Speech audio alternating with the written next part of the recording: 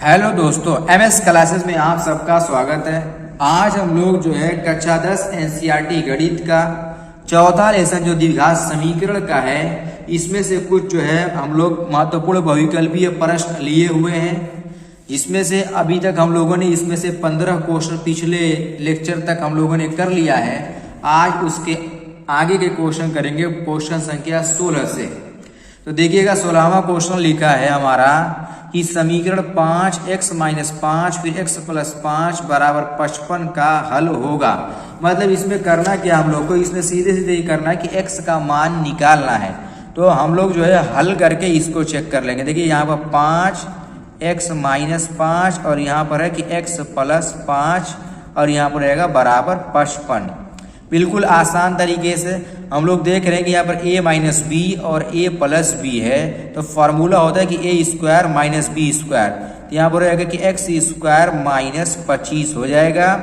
और यहाँ पर देखिए, यहाँ पर ये 5 इधर गुणे में था, इधर आएगा तो क्या हो जाएगा हमारा बटे में हो जाएगा। ये इससे काट देंगे तो कितना आ जाएगा हमारा 11 हो जाएगा। 5 × में 5, 5 × में 5 हो जाएगा। यहाँ पर x² - 25 बराबर कितना आ जाएगा 11। तो x² बराबर यहाँ पर कितना आएगा 11 + 25 हो जाएगा। जब हम इसको जोड़ेंगे तो कितना हो जाएगा हमारा ये 36 हो जाएगा। अब यहाँ से x का जब मान निकालते तो 36 हमारा किसका स्क्वायर होता है 6 का, तो ±6 हो जाएगा। यानी जो x का मान हम लोग को मिल रहा है वो क्या मिलेगा ±6।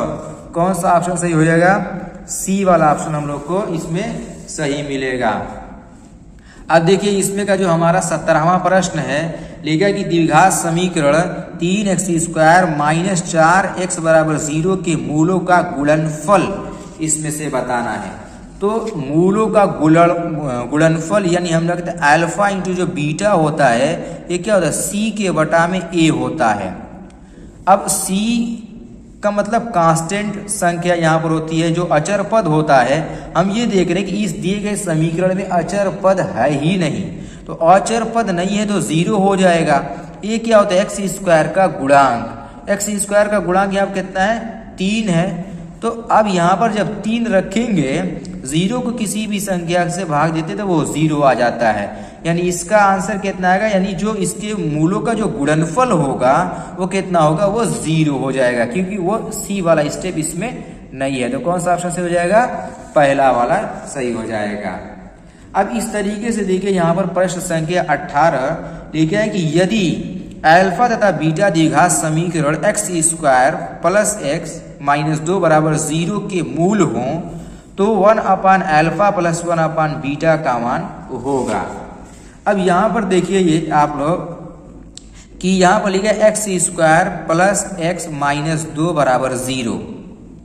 अगर मूलों का यहाँ पर हम क्वेश्चन करें कि 1/α + 1/बीटा का मान बताना है, तो सबसे पहले हम लोग इसको क्या करें, पहले लॉसर लेकर के हल कर लें। तो अल्फा इंटू बीटा आ रहा है नीचे, और ऊपर क्या हो जाएगा बी। यहाँ पर देखो पहले लॉसर लेने के बाद यहाँ पर बीटा + अल्फा हो जाएगा। यानी हम लोग इसको अल्फा + बीटा के बटा में अल्फा इंटू बीटा लिख सकते हैं। अब देखो ये हमारा जो है क्वेश्चन है, इससे हम लोग क्या करेंगे, पहले अल्फा + बीटा और अल्फा इंटू बीटा का मान निकाल सकते हैं। अब देखिए अल्फा + बीटा का मान हमें क्या दिख रहा है यहाँ पर, तो हम लोग को जो मिल रहा है अल्फा + बीटा यानी मूलों का योगफल। हम जानते हैं कि b के बटा में a होता है। तो यहाँ पर a का b का मान कितना है 1 है और a का मान 1, ये हो गया -1 आ जाएगा। और इसी प्रकार से अगर अल्फा इंटू बीटा की बात करें तो अल्फा इंटू बीटा क्या होता है c के बटा में a होता है। c का मान कितना है यहाँ पर देखिए -2 है और a का मान कितना है 1 है, ये कितना आ जाएगा -2 हो जाएगा। यही मान यहाँ पर ला के रख देंगे, कितना आएगा -1 बटा में -2, माइनस से माइनस कट जाएगा, कितना आएगा 1 बटा में 2 आ जाएगा। तो हमारा जो प्रश्न संख्या 18 का मान दिख रहा है वो 1 बटा में 2। कौन सा ऑप्शन है, ए वाला ऑप्शन हम लोग को सही मिल जाएगा। अब इसके बाद देखिएगा प्रश्न संख्या 19 लिखा है किसी द्विघात समीकरण के विविधकर का मान 0 से बड़ा होने पर दोनों मूल होंगे। हम ये जानते हैं विविधकर का मान अगर 0 से बड़ा हो जाएगा तो वो वास्तविक होगा और असमान मूल होगा, जिसको भिन्न कह सकते हैं, यानी बी वाला ऑप्शन हमारा सही हो जाएगा। अब देखिए प्रश्न संख्या 20 लिखा है द्विघात समीकरण 3x² माइनस 2x प्लस 1/3 बराबर 0 के विविधकर का मान होगा। विविधकर निकालना है। विविधकर का मतलब हम लोग को d, जिसका फॉर्मूला होता है कि b² माइनस 4ac, ये निकालना है। अब देखो पहले समीकरण यहाँ पर लिखा 3x² minus 2x plus 1/3, 3x² minus 2x plus 1/3। अब देखो b का मान यहाँ पर कितना है, -2 है, तो यहाँ -2 का स्क्वायर कर देंगे हम लोग। फिर माइनस 4 गुणे a का मान कितना है, 3 है। c का मान कितना है यहाँ पर देखिए 1/3, तो 3 से 3 कट जाएगा, 3 से 3 कट जाएगा, ये 4 रहेगा। अब यहाँ पर -2 का स्क्वायर करेंगे, स्क्वायर कर रहे हैं माइनस में या प्लस में, स्क्वायर करने से सब प्लस हो जाता है। यहाँ पर कितना आएगा 4 - 4, अब ये 4 से 4 कट जाएगा और ये हो जाएगा बराबर 0 का।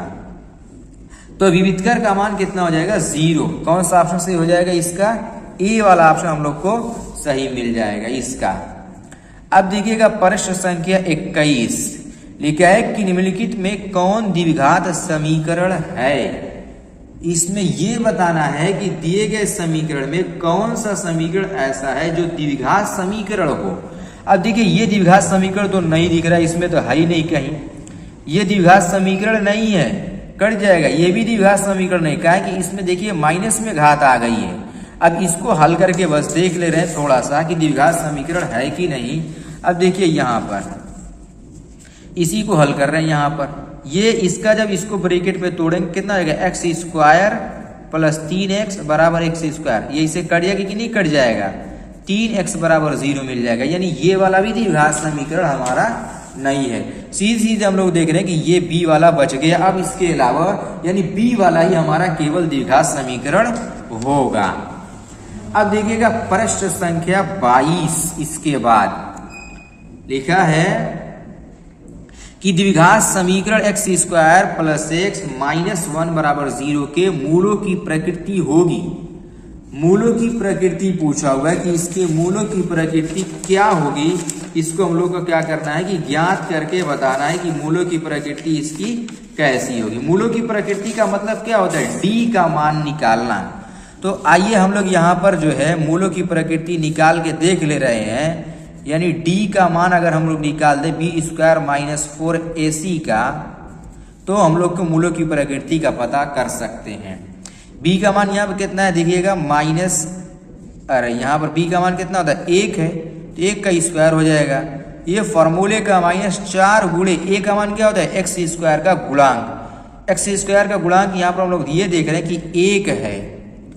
और c क्या होता है अचर पद, जिसका मान नहीं बदलता है, चिन्ह के साथ लिया जाता है। तो ये हमारा हो जाएगा -1, यहाँ कितना होगा 1, और ये माइनस और ये माइनस मिला के प्लस हो जाएगा 4 एकम 4, ये कितना आ जाएगा हमारा 5 हो जाएगा। 5 हो गया। तो अब ये देखिए 5 हमारा क्या, जब हम ये जानते हैं जब ये धनात्मक होता है तो मूलों की प्रकृति पहली बात तो वास्तविक हो जाती है। दूसरी बात अगर ये 0 से बड़ा आता है तो वास्तविक के साथ साथ असमान भी होता है। यानी इसके मूलों की प्रकृति कैसे हो जाएगी, वास्तविक तथा असमान। क्या हो जाएगा, वास्तविक और असमान, यानी पहला वाला ऑप्शन हमारा इसका राइट हो जाएगा।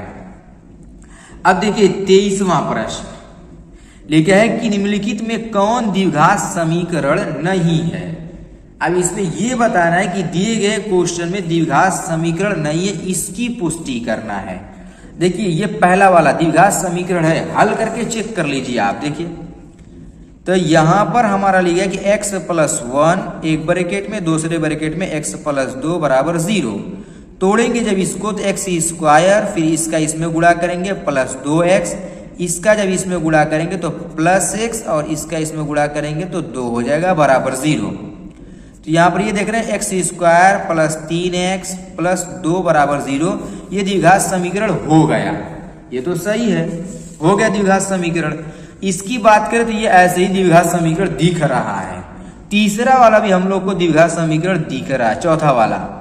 रहेगी बात इसकी, ये द्विघात समीकरण कैसे नहीं है ये देखिए। तो यहां पर हम बता रहे हैं, देखिए यहां पर लिखा है कि x और यहां पर लिखा है +3 के बटा में x लिखा है ना, तो ये जब x ऊपर जाएगा तो इसकी घात कितनी होगी, माइनस में, बराबर x²।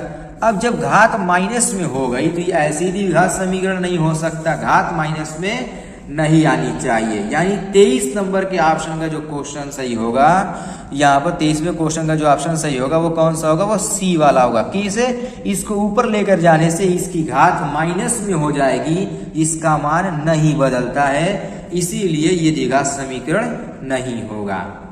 अब देखिएगा प्रश्न संख्या 24 जो कि आज का अंतिम प्रश्न है, लिखा है कि यदि द्विघात समीकरण x² माइनस px प्लस 4 बराबर 0 के मूल बराबर हो तो p का मान होगा।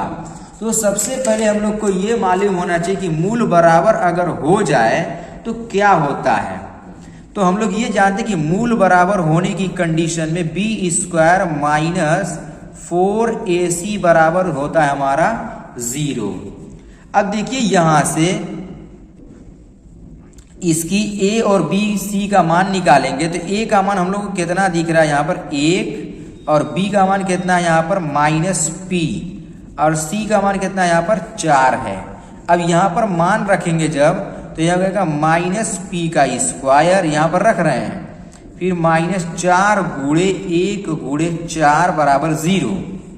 तो यहाँ पर -p का स्क्वायर करेंगे तो p का स्क्वायर हो जाएगा, 4 चौको हमारा कितना हो जाएगा 16 हो जाएगा, हमारा 4 चौको 16 बराबर 0।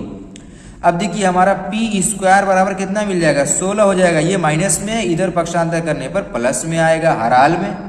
तो p बराबर हमारा कितना हो जाएगा, प्लस माइनस कितना हो जाएगा 4, प्लस में भी आएगा और माइनस में भी आएगा, यानी इसका आंसर जो आएगा वो हमें आएगा +-4 आएगा। अब देखिए कहीं ऑप्शन में +-4 दिख रहा है, हम लोग ये देख रहे हैं जो बी वाला ऑप्शन है इसमें +-4 है, यानी बी वाला ऑप्शन हमारा इसका क्या हो जाएगा, सही ऑप्शन बी वाला मिलेगा। इस तरीके से जो हम लोग इसके बहुविकल्पीय प्रश्न को एक एक करके इस प्रकार से हम लोग हल कर सकते हैं। जब तक हम लोग को क्वेश्चन पर प्रैक्टिस नहीं रहेगी तब तक हम लोग इसके क्वेश्चन को नहीं कर सकते। 20 नंबर की बात है, परीक्षा में, बोर्ड की परीक्षा में आप लोग को 20 नंबर का बहुविकल्पीय प्रश्न आएगा पूरे लेसन से। हम प्रयास कर रहे हैं कि लेसन बाय लेसन, हर लेसन का जो है एक एक लेक्चर करके हम लोग जो है इसके क्वेश्चन को करते चले जाएं। तो अगर आप लोग इस पर कंटिन्यू बने रहिएगा, मेहनत करते रहिएगा, तो उम्मीद है कि हर प्रश्न को आप लोग कर लेंगे। हम वही प्रश्न लेकर के आते हुए जो परीक्षा की दृष्टि से बहुत महत्वपूर्ण लगता है उसको बनाते हैं। और जितना भी प्रश्न हम लोगों ने किया हुआ है आज, और जितने लेक्चर में, पिछले लेक्चर में जितना हम लोग कर रहे हैं, सारे के सारे प्रश्न जो है वो बोर्ड की परीक्षा में पूछा गया है। तो उम्मीद है कि आप लोग को सारा क्वेश्चन समझ में आ रहा होगा, समझ में आ भी गया होगा। तो आप लोग जो है वीडियो को लाइक करें, चैनल को सब्सक्राइब करें, ताकि इसी तरीके से आप लोग को वीडियो मिलती रहे। अगर इसकी सारी वीडियो चाहिए तो आप लोग इसके प्लेलिस्ट में जा करके हर लेसन का जो है वीडियो आप लोग देख सकते हैं।